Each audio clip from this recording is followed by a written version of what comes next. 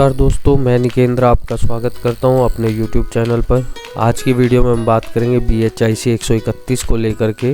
जैसा कि आपने हमारी पिछली वीडियो में देखा होगा कि आपको सभी इसके 2 सैम्पल पेपर के इम्पोर्टेंट क्वेश्चन के बारे में हमने आपको बताया। यदि अभी तक आपने वो वीडियो नहीं देखी है तो आप उन वीडियोज़ को भी जा कर के देख सकते हैं। अगर आप इन 3 क्वेश्चन पेपर के आंसर्स को अपने अकॉर्डिंगली कर लेते हैं तो हमारा मानना ये है कि इसमें से आपको 80 नंबर का क्वेश्चन कवर हो जाएगा।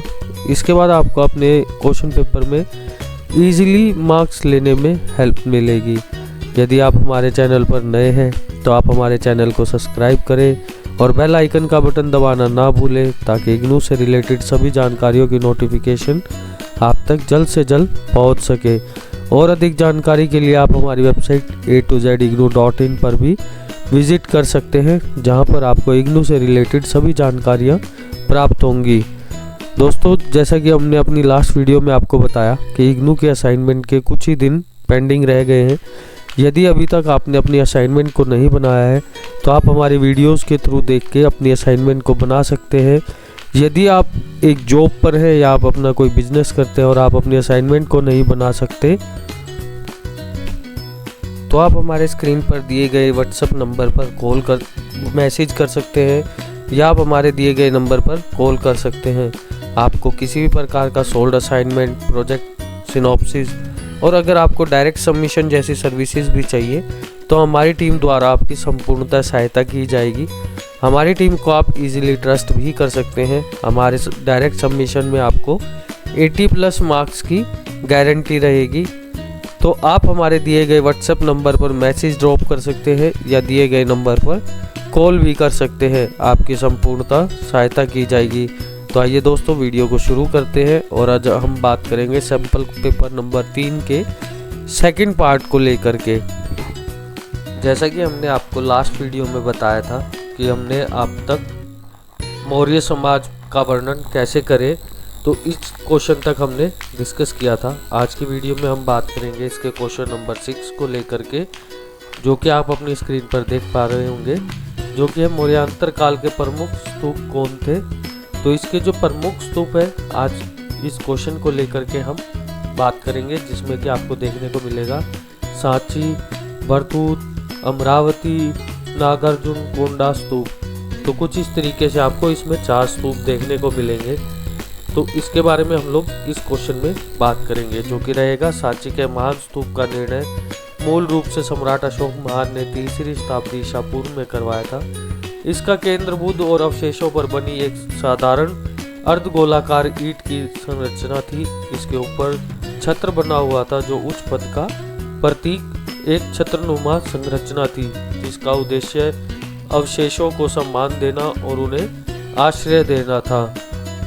भारतहु स्तूप में बौद्ध के पिछले जन्मों की अनेक जन्म कथाएं तथा जात कथाएं, इनमें से कई बड़े गोल पदक वाले सिनों के आकार में हैं। अमरावती, जिन्हें धन्यकटक या धरीणी कोटा के नाम से भी जाना जाता है, मौर्य काल से पहले निर्मित एक महान बौद्ध स्तूप का स्थल था। यह सतवाहनों की राजधानी भी थी, जो पहले महान आंध्र राजा थे, जिन्होंने मौर्य समाज के पतन के बाद 2री शताब्दी ईसा पूर्व 3री शताब्दी ईस्वी तक शासन किया था। नागार्जुनकोंडा एक ऐतिहासिक बौद्ध शहर है। अब भारत के आंध्र प्रदेश राज्य के गुंटूर जिले या नलगोंडा जिले में नागार्जुन सागर के पास स्थित है। यह राजधानी हैदराबाद से 150 किलोमीटर दक्षिणी पूर्व में है। इसका निर्माण तब हुआ जब 1960 के दशक में निर्मित नागार्जुन सागर बांध के पानी में एक पहाड़ी डूब गई थी। यह भारत के सबसे समृद्ध बौद्ध स्थलों में से एक है, जिसे प्राचीन काल में श्री पर्वत के नाम से भी जाना जाता था। अब यह लगभग पूरी तरह से नागार्जुन सागर बांध के नीचे स्थित है। इसका नाम नागार्जुन के नाम पर रखा गया, जो महान बौद्ध धर्म के एक दक्षिणी भारतीय गुरु थे, जो 2री शताब्दी ईस्वी में रहते थे, जिनके बारे में माना जाता है कि वे इस क्षेत्र में बौद्ध गतिविधि के लिए जिम्मेदार थे। यह स्थल कभी कई बौद्ध विश्वविद्यालयों और मठों का स्थान था, जो चीन, गंगाधर, बंगाल और श्रीलंका के छात्रों को आकर्षित करते थे। वहाँ के बौद्ध पुरातात्विक स्थल जलगमन हो गए और बाद में उन्हें खोदकर पहाड़ी के ऊपर ऊंची भूमि पर स्थानांतरित करना पड़ा, जो एक द्वीप बन गया। तो कुछ इस तरीके से आपको इसमें प्रश्न नंबर 6 देखने को मिलेगा। अब हम बात करेंगे इसके प्रश्न नंबर 7 की, जो कि रहेगा प्रायद्वीप भारत में 6ठी और 8वीं शताब्दी ईस्वी के बीच राजनीतिक प्रक्रियाओं की प्रगति का विश्लेषण करें। इसका आंसर आपको देखने को मिलेगा 6ठी और 8वीं शताब्दी के दौरान प्रायद्वीप भारत में जो राज्य उभरे वे राजशाही प्रकृति के थे। इन राज्यों के स्थानीय सरदारों और चरवाहों समुदाय के राज्यों की कई नई कृषि व्यवस्था में बदलने के लिए एक समाधान के रूप में कार्य किया।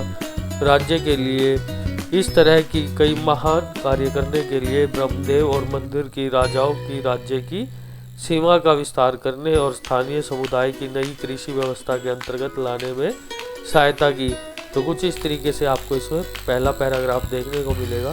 इसके बाद आप इसमें दूसरा पैराग्राफ देख सकते हैं। इस अवधि के दौरान राजा ने ब्रह्मदेव बस्तियों की प्रार्थना को प्रोत्साहित किया और मंदिर बनवाए, जिनसे साम्राज्य के क्षेत्रों का विस्तार और उल्लेखनीय भूमिका निभाई। इसने क्षेत्रों के प्रमुखों को अधिकारियों के रूप में मुख्यधारा की राजनीति में शामिल होने के लिए मजबूर किया। इन अधिकारियों ने गांव और स्थानीय स्तर पर प्रशासन में राज्य को अपनी सेवाएं दी। यह इस अवधि के दौरान था कि प्रशासन की ग्राम इकाई से, जिसे नाडु कहा जाता था, राज्य की राजनीतिक प्रणाली के साथ अपनी पहचान के साथ विलीन हो गए। तो कुछ इस तरीके से आपको इसमें इसकी डिस्क्रिप्शन देखने को मिलेगी। इसके बाद आप इसका नेक्स्ट पैराग्राफ भी अपनी स्क्रीन पर देख पा रहे होंगे, जो कि शासकों की शक्ति और वेद बनाने में ब्राह्मणों ने बहुत बड़ी भूमिका निभाई।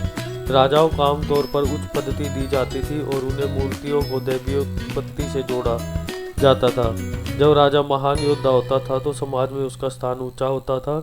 राज्यों के कई स्थायी सैन्य शक्ति दी जाती थी। हालांकि राजा के पास केंद्र में सैनिकों का कुछ आधार होता था, जब स्थानीय प्रमुखों को सेना द्वारा भी सहायता दी जाती थी। इसके बाद आपको इसका नेक्स्ट पैराग्राफ देखने को मिलेगा। संपूर्ण राजनीतिक प्रक्रिया ब्रह्मदेव और मंदिर द्वारा नियंत्रित होती थी। इस काल में मंदिर आर्थिक गतिविधियों का केंद्र बन गए और मंदिर के काम में कई कारीगर और मिट्टी के कामगारों को लाया जाता था। इनके अलावा मंदिरों के निर्माण में संबंधित कला और स्थापत्य कला के काम को शासकों द्वारा बढ़ावा मिला। तो कुछ इस तरीके से आपको इसमें ये पैराग्राफ देखने को।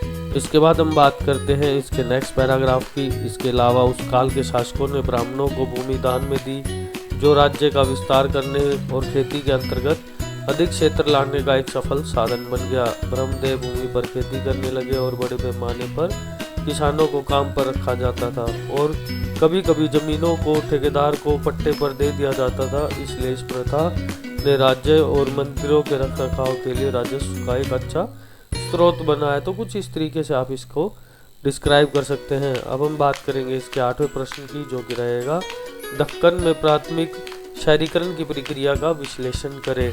इसके उत्तर के बारे में हम बात करेंगे, जो कि रहेगा बौद्ध धर्म के तेजी से प्रसार के दौरान लगभग सभी स्थलों पर चैत्य और विहार के साथ बौद्ध मठों की स्थापना हुई, जिनमें से कुछ केंद्र नोडल हिंदू बिंदुओं के रूप में विकसित हुए और बड़े शहरों या कस्बों में बदल गए, जैसे कि पश्चिमी दक्कन में नासिक, सोपरा और पूर्वी दक्कन में अमरावती और नागार्जुन कोंडा। इसी तरह आंध्र क्षेत्र में बौद्ध स्थलों का प्रसार व्यापार और विनियमित नेटवर्क के इस विस्तार का एक महत्वपूर्ण संकेत है।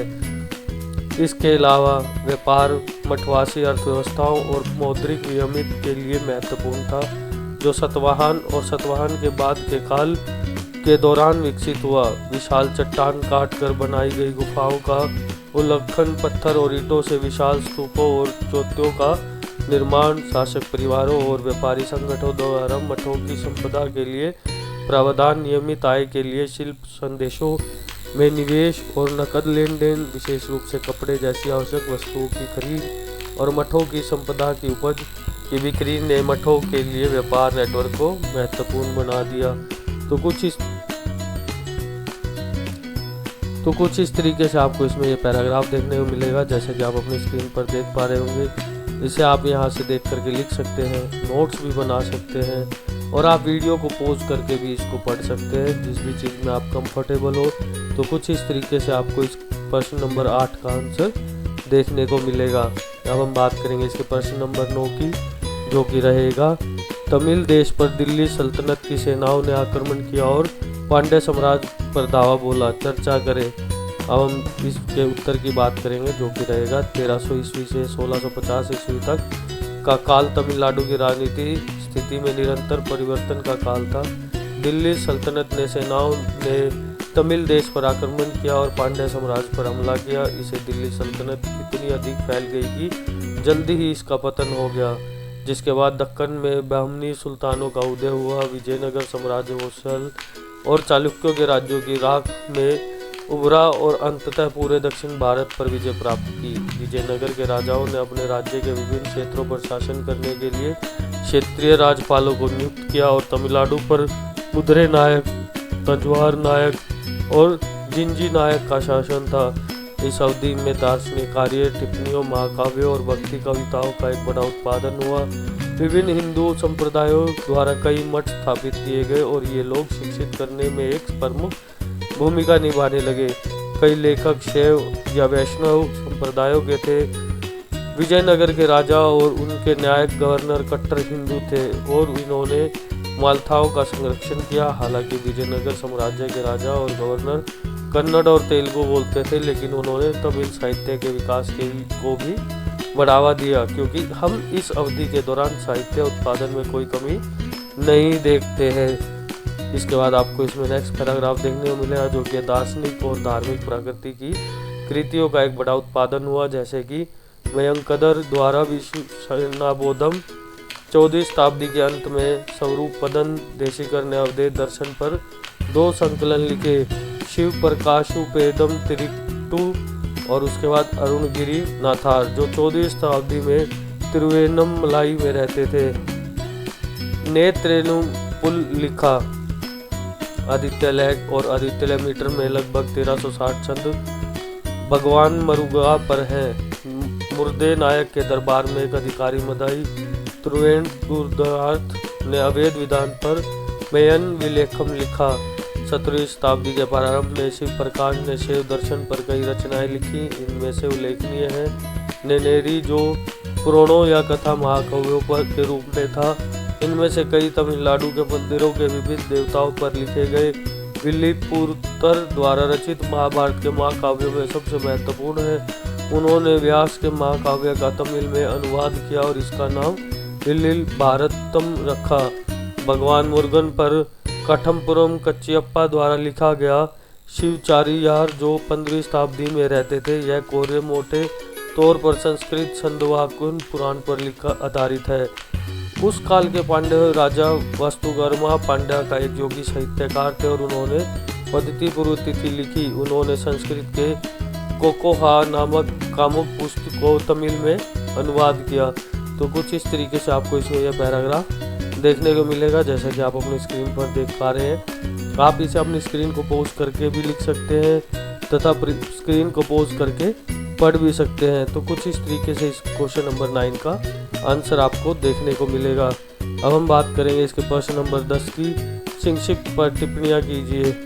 तो इसमें आपको पहला पॉइंट देखने को मिलेगा संशयवादी धार्मिक विचारधारा के इस स्कूल की स्थापना संजय बोलाथुपुर ने की थी। उस स्कूल में किसी संभावित रूप से किसी भी निर्णायक ज्ञान पर पक्षधार नहीं थे। यह स्कूल निश्चित रूप से कलाकार पर नैतिक कार्यों के प्रभाव से संबंधित है। शिक्षा का सार इस प्रकार प्रस्तुत कर सकता है कि लोग जन्म और पुनर्जन्म के चक्र से अपने मन और आत्मा को आराम देने का प्रयास करना चाहते हैं। इसमें कोई संदेह नहीं है कि इस तरह के विचारों ने भारत की धार्मिक धरती पर जैन धर्म और बौद्ध धर्म को जन्म लेने में मदद की। 2 प्रमुख प्रभावशाली संप्रदाय ठोस रूप से उभरे और धार्मिक दृष्टिकोण से लोगों के मन पर छा गए। वे बौद्ध धर्म और जैन धर्म या इन धर्मों का मूल पंथों के बारे में विस्तार से बताना असंभव है। इसके बाद हम बात करेंगे इसके दूसरे क्वेश्चन की, जो कि है पुरातत्व इतिहास के विभिन्न स्रोतों में पुरातत्व का बहुत महत्व है। पुरातत्व शब्द का अर्थ है अतीत और बौद्धिक अवशेषों का अध्ययन। इमारतें, स्मारक और अन्य भौतिक अवशेष पुरातत्व का उल्लेखनीय भाग है। इसके अलावा बर्तन, मिट्टी के बर्तन और मोहरे, कंकाल के अवशेष आदि पुरातत्व के अविभाज्य अंग हैं, जिन्हें विभिन्न स्थानों पर खोजा गया है। पुरातत्व के क्षेत्र में खोजबीन में से ऐतिहासिक काल के कुछ उल्लेखनीय तथ्य सामने आए हैं। उन्होंने सामाजिक महत्व के विभिन्न क्षेत्रों के बीच संबंध स्थापित करने का भी प्रयास किया है। तो कुछ इस तरीके से आप इसको लिख सकते हैं। ये पुरातत्व की परिभाषा रहेगी। उसके बाद हम बात करेंगे उत्खनन। पुरातत्व उत्खनन तब भी अस्तित्व में था जब यह क्षेत्र अभी भी शौकिया लोगों का क्षेत्र था और यह अधिकांश क्षेत्र परियोजनाओं में पर्याप्त अधिकांश डेटा का स्रोत बना हुआ है।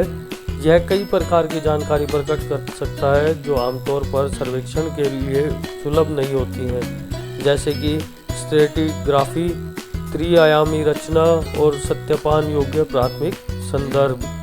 आधुनिक उत्खनन तकनीकी के लिए आवश्यक है कि वस्तुओं और विशेषताओं के सटीक स्थान, जिन्हें उनके उद्यम या सिद्धांता के रूप में माना जाता है, को रिकॉर्ड किया जाए।